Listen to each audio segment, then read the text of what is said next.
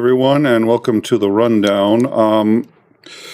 We have an interesting situation that I think requires some clarity. We have a Zandering with us who has forgotten more about the Constitution than I will ever know. But before we get into that, in 1972, which is before I was born,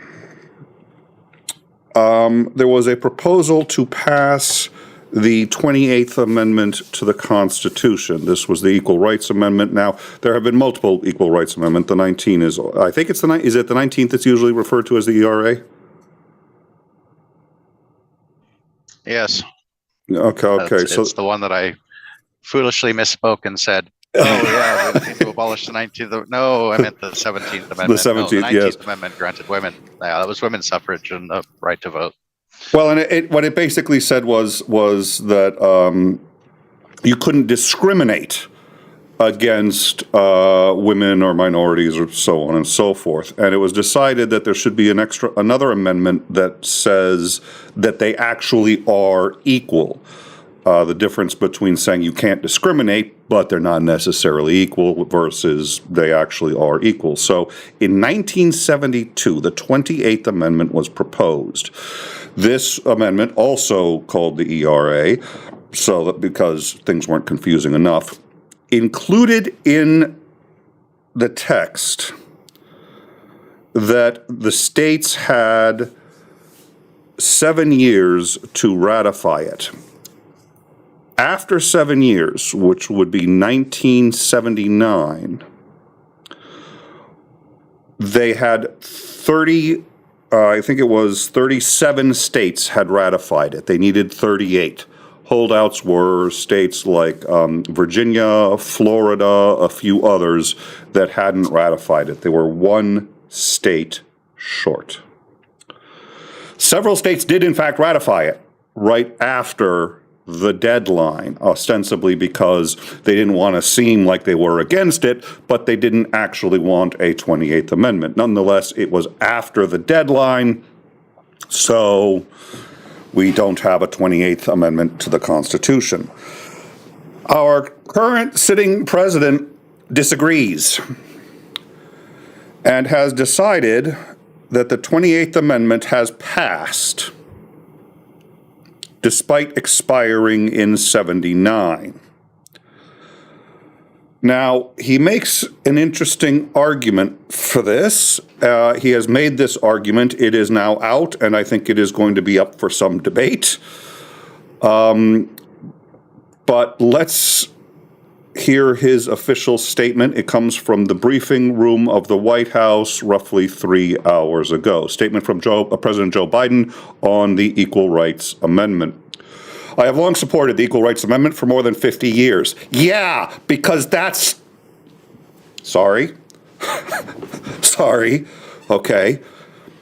Yeah. I mean, I'm for it, but okay. And I have long been clear that no one should be discriminated against based on their sex. We as a nation must affirm and protect a woman's full equality once and for all. On January 27th, 2020, the Commonwealth of Virginia became the 38th state to ratify the Equal Rights Amendment. This part is true. It's just 50 years past the deadline, but okay. The American Bar Association has recognized that the Equal Rights Amendment has cleared all the necessary hurdles to be formally added to the Constitution as the 28th Amendment. I agree with the American Bar Association and with the leading constitutional scholars that say that the Equal Rights Amendment has now become a part of our Constitution. It is long past time that we recognize the will of the American people, and in keeping with my oath and duty to the Constitution of this country, I affirm what I believe and what 3/4 of the states have now ratified, that the 28th Amendment is law of the land, guaranteeing all Americans equal rights and protections under the law, regardless of sex. Wow. Anybody who knows, I'm on the left. I'm for the 28th Amendment. But the last state, so I think I called that, yeah, Virginia has ratified it. They're now the 38th state, and they ratified it in 2020, which is up like 50 years past the deadline. So what is going on? Well, apparently there were several lawsuits to extend the deadline. All of them got to the Supreme Court, and my understanding, unless I've missed one, they all failed. Individual states agreed to extend the deadline, but those are the states. They can't extend the deadline unless they ratify it unless all states ratify changing the deadline. Several lower courts have said that deadline was unconstitutional. That was challenged on the grounds that you can't have some states that had ratified and agreed to the 28th Amendment, and then 20 years later, circumstances change, and a few other states say, oh, we'd like to come along and join you, and they say, well, no, we thought there was a time limit on this, and you can't just erase the time limit like that. So the general consensus of the courts, as far as I understand it, is that the time limit is valid. It is apparently... wow. Zandering, any thoughts? Yeah, this one's going to get pretty interesting. They keep pushing it forward. It's going to go into the courts. The issue, they keep saying, oh, this time limit was unconstitutional, and that I can't see how they can make that argument. I'm sure they are making it. I have not gone through to try and read what their exact argument for that was, because the Constitution doesn't actually give a timeline for ratification of amendments to the United States Constitution. So it can't be unconstitutional if the Constitution doesn't even address the issue. It's generally held that you have a few years to ratify an amendment, though mostly that would be put in the actual text of the amendment. Hey, we're going to try and pass this, and if it doesn't pass by such and such, then it will be deemed to have failed. That's the only real basis of that they can go off of for time limits, because the Constitution doesn't delineate a time limit for them. So maybe that's why they're saying it's, hey, the Constitution doesn't say it has to be passed between this amount of time, so therefore it can be passed at any time. That's the only argument that I can see them trying to make, and it hasn't really held up when in the actual text of the amendment it gives an actual deadline for trying to pass it. So I have a feeling that's going to stick. So in order for us to get a new, and we've talked about this, it's reached a point where it's basically impossible to pass and you would said this, that it's basically impossible to pass a new constitutional amendment now. I very much agree. I think your arguments are far more nuanced and better than mine, but I think you've hit the nail on the head with that, which is there's no way to get 2/3 of the states to agree on anything at this point. But you have to get 2/3 of the House and the Senate to agree, and then 2/3 of the states. So 3/4. Oh, 3/4 of the states. Yes. Thank you for the correction. So this is the writing on the preface to the original proposed amendment. Quote, resolved by the Senate and the House of Representatives of the United States of America in Congress assembled, 2/3 of each house concurring therein, that the following article is proposed as an amendment to the Constitution of the United States, which shall be valid to all intents and purposes as part of the Constitution when ratified by the legislatures of 3/4 of the states within 7 years from the date of its submission by Congress. It's that last clause that has people, and again, that was proposed and passed on March 22nd of 1972. It's been a while since anything I've done has really hinged on being able to add the number 9 to anything. But by my count, when you add 9 to 1972, you get 7. When you add 7 to that, because it was 7 years, you see, I can't even count to 9. It becomes 1979, and that was the deadline. Now, as the deadline approached, there were multiple resolutions within the House to extend the deadline. It was argued that, and let's see, Jimmy Carter tried to get it extended. The Supreme Court, and Jimmy Carter ordered it extended, and the Supreme Court said, yeah, you're the executive branch, you don't get to extend it. So there were several attempts to extend it, but none of those attempts passed the 2/3 required in the House and Senate to modify the original the original preface with the clause of 7 years. And even if they did, I assume any modification, including the 7 years, you'd have to go back to the beginning, and every state that ratified it, the first being Hawaii, would have to re-ratify it without that clause because you've just changed it. You can't change a constitutional amendment and the clause to it and then say, but the states that have already passed it, it stays passed. So either way, this thing has been dead since 1979. Now, a number of disputes have been brought up, and the Supreme Court has essentially shot them all down in 1982. They tried a post hoc extension of it in 2019. Alabama, Louisiana, and South Dakota sued to prevent ratifying the amendment, saying that, quote, the people had 7 years to consider the ERA and they rejected it. To sneak it into the Constitution through an illegal process, i.e. through removing that clause, would undermine the very basis of our constitutional order. It's a little scary when, despite being a liberal, I agree with 𝐒𝐨𝐿, who I assume would agree very strongly with that statement. Yes, I do. And the difficult thing, and this is usually where people get into a lot of conflict, is, the argument is then, oh, well, you're just against this, and you don't. But it's like, no, I actually don't think the 28th Amendment is a bad thing. However, the way in which you go about the process is incredibly important. And if you set out a timeline of ratification, and that timeline isn't met, and then you decide, oh, we're just going to change something, and then consider it ratified. It's like, okay, well, at this point, you're just talking about a timeline extension that doesn't substantively change the contents of the amendment at all. Yet you're still changing the amendment, and then assuming that those that ratified it before the change are still counted to have ratified it. It's like, if you set a precedent of being able to do that, what is the next? And as a student of law change going to be? And philosophy, I cut you off. Please continue. No, I was pretty much done. I was just like, yeah, I'm not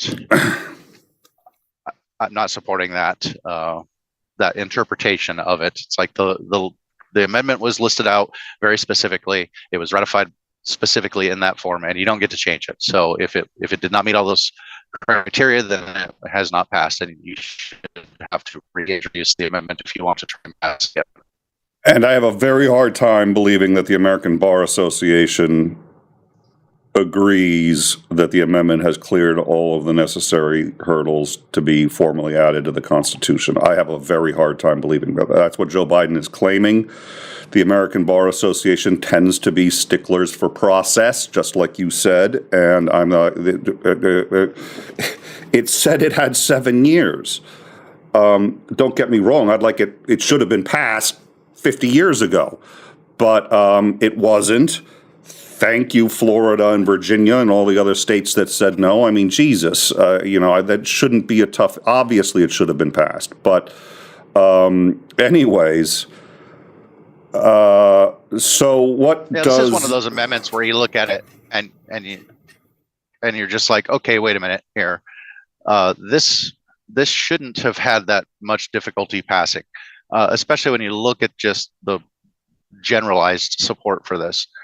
You get a little bit into dangerous territory when you overgeneralize something and ask people, "Hey, do you support this?" Because implementation matters. But generally speaking, like what 80% of the American people actually supported this amendment. So it's really sad when you run into something that enjoys this much popularity, and you still can't get all of the states to ratify it within a 7-year window. That's one of the reasons why I think you and I agree that trying to get a constitutional amendment, even if it's something that the overwhelming majority of Americans want and support, you're still going to almost have to have a divine intervention from a God that I don't particularly believe in order to get that thing passed. So I think you're right, because of the way our system is set up and because of the division. Too many. Yeah, it doesn't take a lot of disagreement to block something like the ERA from passing, which is unfortunate. Chris Lundy points out, with the shit show that's coming shortly, this action by Biden will be considered extremely tame. It actually is very tame, and which begs the question: if it's so tame, why are we doing a show on it? We're doing a show on it because we want to clarify what, to the best of our ability to discern, has in fact happened, which is nothing. Biden does not have what? Oh, I was just about to say, what is that awesome quote that I used to love and say all the time until it got a little cliche? It's a tempest in a teacup, full of sound and fury, signifying nothing. Yeah. I mean, the reason we're going breaking with this is because, and we may be feeding into, I think Joe Biden wants a legacy. I think he wants to be remembered for something. And he's pulling this out. He has, as president of the United States, so he's not doing this because he posted this through the briefing room. It's a press release coming out of the briefing room, and he wrote it, and he has said that, I affirm what I believe and what 3/4 of the states have ratified. The 28th Amendment is law. That's a staggering thing to say. And one of the reasons we wanted to bring this out is not just because it's a staggering thing to say, but because what he says carries absolutely no weight in terms of that. He has no choice over the ratification. He is not part of the ratification process. We have seen a lot on Twitter already that, hey, we have a 28th Amendment. We do not. There is, to the best of my understanding, nothing that Biden can do to pass this amendment, which expired roughly 50 years ago. Even if it expired yesterday, even if it's going to expire in 3 years, he enforces the law. He is part of the executive branch, not the legislative branch. He has zero say in the matter. And we've done this before, which is we've come up when we see a tempest in a teapot and we see people starting to get worked up about things. We come out and we say it's not what it looks like. It is. It's a little bizarre because what he's saying is factually completely inaccurate, and not. I'm glad he supports it. Great. I vote for anybody who supports it. I highly doubt Trump supports it. I hope, if we're lucky, Trump can count to 28. Yay. But this has legs, and people are talking about it, and we thought it was worth coming out and saying that Biden can make that declaration if he so chooses. It has no impact on law. Now, a few people in the live chat have said, well, this is going to stir up a lot of suits. It's possible. I am disinclined to think so, because unless members of Congress are following suit with what the president has said, and by the way, he says, on January 27th, 2020, the Commonwealth of Virginia became the 38th state to ratify the ERA. and he's going based on that. If that's true, and if somehow the deadline can be assumed to not exist, which again, he has, actually, since he has enforcement, no, because it hasn't passed his law, so he can't enforce it. At any rate, if you were able to get past that, the question is why now? It's the end of his term. Presumably, according to him, this has been ratified since January 27th, 2020, and he's only bringing it up now? Yeah, that was one of the things that kind of stuck out in my mind too. It's like, wait a minute, this happened like 4 years ago, and now suddenly, the only argument that I can see is, hey, they ratified it. I was waiting and waiting and waiting for them to actually submit the full amendment and have the Constitution amended and put out there, and it never happened. It never happened. It never happened. Now I believe at the end of my term, Trump's not going to pursue this at all, and it's going to fall away into the obscurity of nothing. And so I need to step up and do something in these last couple of days in office to make sure that this doesn't fall off. I am happy about the discussion of amendments again and whether we can pass them or not. So I think that is a good thing to be in our discourse. And I think it also brings light to the 28th Amendment, which I think the average American had no idea any of this was going on or had gone on. It's been too long. It's been out of favor. I don't think nobody I would talk to knew that there were any pending ratifications for amendments. So at least it's bringing up the conversation again. But I agree with your assessment there that he's not a part of the amendment process at all. The executive branch isn't. So he can say whatever he wants, but what he says has zero bearing on the reality of the situation. Titan has made a interesting observation. Thank you for the Discord. I actually don't have access to the live chat right now. There's an error, so I can catch little bits of it. I caught this, and so if there's something need be, Titan, please do send it to me. Titan made a very interesting observation. I like this one, which is that what he's actually doing is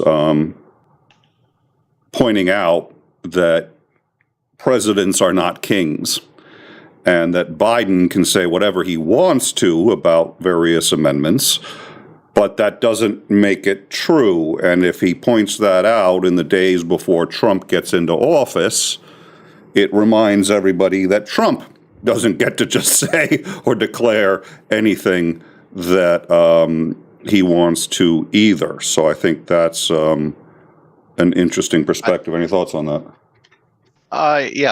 There may be some people on the outgoing administration that decided they would try this to make a point. I don't believe Biden did that, but there might have been some people saying, hey, let's just make some declarations on our way out that are clearly not going to hold up, and just drive home the point that maybe it's possible. We do have, okay, so I do not have very much access to the back end. I did just see that we got a super chat, so let me see. I'm probably missing a number of super chats, and so I apologize. Ember, $5 US. It looked like the American bar, it just looked, an American bar does say it's valid. The reason now is because the New York City bar put pressure on Joe to direct the records office to certify. Okay, I had heard something about that, and I don't. So one of the things I had heard was, and then Ember as a member for 4 months.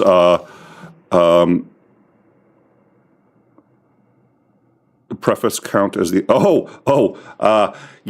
So Ember brings up another valid point, which is, does the preface count as part of the actual amendment or just a description? And that's a fair argument I had not considered. So if it's a preface describing it, and you just change the preface, but you don't change the amendment itself, because the amendment doesn't mention 7 years. That's an interesting. This is why Ember and I like to talk philosophy. This is yeah. Yeah, What were you but gonna of say? course the amendment itself isn't going to reference any time frame because that's not what the amendment was about. The amendment's what's actually going to go into the Constitution. So the preference is going to lay out, we'll lay out all of those particulars that aren't part of the actual amendment. So yeah, I do believe that it would be counted as part of the whole package because it lays out the criteria under which you would be able to pass it. That's the only way that you can put any kind of timelines on anything because the Constitution doesn't give you any. And Well, putting it in the actual amendment would be okay. Well, now when it passes, they're going to say, it must pass in 7 years. It's like that doesn't make any sense to have it in the amendment itself. Agreed. But I see it as a point of argument, and I suspect that may be at least in the 1982. There's been that I can see 4 challenges to it. We're literally still, and this is what happens, right? For those of you who are new, we do breaking news. We don't have all the details, and then later we do a show covering it once we know. So I don't have all the particulars of every challenge that's been done. I do know there have been a number of them, and I think Ember has brought up a very good example of at least one potential challenge, and it may be the challenge that both New York, that the American Bar Association and the New York Bar Association used. I don't know. I was curious to know where the pressure was coming from. If the pressure is coming from the New York Bar Association, that would be this entire thing. I mean, this is. Yeah, somebody pointed out at the beginning, this was not on my bingo card. This was really not on the 28th Amendment. Yeah. A proposed amendment that was assumed dead and just been kind of lingering around in obscurity suddenly is deemed to have passed by fiat. By presidential fiat. Yeah. That was not on my bingo card either. Amendments to the Constitution. Anything dealing with any amendments to the Constitution was not on my bingo card for 2025 at all either. So, well, except for for 2025, I mean, I would believe Trump would be there like, well, today we passed the 29th Amendment guaranteeing every American, every man, woman, and child, the right to cheeseburgers. I mean, that I could see happening. That is on my bingo card. Cheeseburgers. The right to exactly. The right to keep and eat. Eat exactly. And okay, so Brooks, who has forgotten more about politics than I think certainly me and maybe Xander and I put together, I don't know, says that the archive says that they won't publish it. Now, I'm not even sure if Brooks, if I can see just the last 4 messages of the live chat, but do you know, has he even submitted it to the archive, or is that something he plans on doing, or did he just make this announcement so that he could get attention and he actually isn't going to submit it? I mean, I can see them saying no, we're not going to, because Congress gave a deadline and it's passed. But okay, the U.S. The fact that this was this has been adjudicated several times. There's been several challenges, and it's never gone anywhere. I don't believe it's going anywhere now either. U.S. archivist Colleen Shogan, who, and this is from Brooks, so thank you for this. The National Archives is responsible for publishing amendments to the Constitution, and they have indicated they have no plans to follow Biden's lead. Colleen Shogan has said that the ERA's eligibility has expired and could not be added now unless by congressional act. Congress is, of course, under control of Republicans and is less likely to do so. Quote, this is a long-standing position for the archivist and the National Archives. The archive said in a statement, the underlying legal procedural issues have not changed. Thank you, Brooks, for that. So once again, as we said before, a lot of this is Tempest in a teapot. He says that the American Bar Association agrees with him. They don't have a say in the matter, neither does the New York Bar Association. And for that matter, he doesn't have a say in the matter since it's an act of Congress. So that he submits it to the archives would not shock me, because the president does in fact sign or veto legislation. So constitutional amendments, he probably, in fact, I have no doubt he does not have the ability to veto, but it might end up on his desk to pass on to the archives. Whether or not he's planning on doing it, I don't know. I've heard one source say that he wasn't planning on attempting it, and that this was just, he's just saying it and throwing it out there, and he's not actually going to try to follow through. And another source that said, yes, he's following through. Either way, the U.S. archives have said that they will not publish it to the Constitution. So it is essentially what we said before at the start of this, which is I don't see any way that this isn't a dead issue. So if you end up seeing this, and it's we found it starting to make the rounds. The 28th Amendment has passed. We're like, wait a minute. That came out it's before super embarrassing I was as born. somebody who actually looked at the amendments and has read the Constitution, going, the 28th Amendment, what the hell are you guys talking about? Okay, I'm going to have to look up, what was the 28th proposed amendment? Oh, well, that's why I don't. All this stuff mostly went down either before I was born or before I even knew what politics was. So, Brooks in the live chat, just as likely that he woke up thinking it was 1978 and that he was Jimmy Carter. Oh, that's bad. I shouldn't be laughing at that. Bad Brooks, no biscuit. I shouldn't be laughing at that, but that was truly funny. There's going to be memes about that. Funny, the reason that it's funny and the reason you laughed at it is because it's entirely plausible. Don't say it, please. Oh, God, yeah, it really is. No, I think Brooks probably called it. Since Joe Biden woke up this morning and thought he was Jimmy Carter. Oh. And it was pointed. Jimmy Carter has been on the national mind recently. Yeah. It was pointed out earlier that there's going to be bigger news for Trump, and we are not denying that. The reason we're bringing this up is because this is unprecedented. He has taken a constitutional amendment and declared it by fiat to, and I affirm what I believe and what 3/4 of the states have ratified. The 28th Amendment is the law of the land. That's what the President of the United States just said about 3 hours ago. That's worth breaking, even if he has no idea what he's talking about. So I fully anticipate bigger news coming, and we're going to be covering the inauguration. But that's a whopper. So I don't see any means of that passing, and if the archives have said that they're not going to pass it, then it's dead in the water. It's absolutely dead in the water.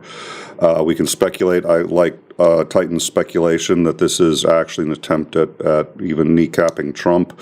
Brooks's speculation that Biden woke up and thought that he was Jimmy Carter and that it was 1978 is probably also another good stab at it, or that he's just trying to cement that, well, I was really for the ERA, and he's fought for the ERA for 50 years. For 42 of those years, it's been dead in the water. But all right, any final thoughts as we wrap up? I'm kind of hopeful. I can be optimistic, can I not? That this is going to be the most exciting news that we cover this year. The most controversial thing is a president declaring, oh, hey, 40-something years after a deadline expired, we got the final ratification votes 4 years ago. And so I'm just getting around to saying, hey, it's now the law of the land. I'm really hoping that is the most controversial thing that happens in the foreseeable future. I hope you're right. I am not optimistic. Somebody, Sandy said he was sleepwalking or sleep passing laws again. It's like, Joe, were you passing laws in your sleep again? Were you passing constitutional amendments while you were? Oh my God! Stop passing laws in delirium. You know you're not supposed to do that. God, Brooks, we're gonna take this off before I read anything more from Brooks. I'm gonna quote Brooks on this, and then we're done. Brooks, quote: "Broads deserve all the rights that the men, all the rights as the men they serve." Joe Biden. Bad Brooks. Bad Brooks.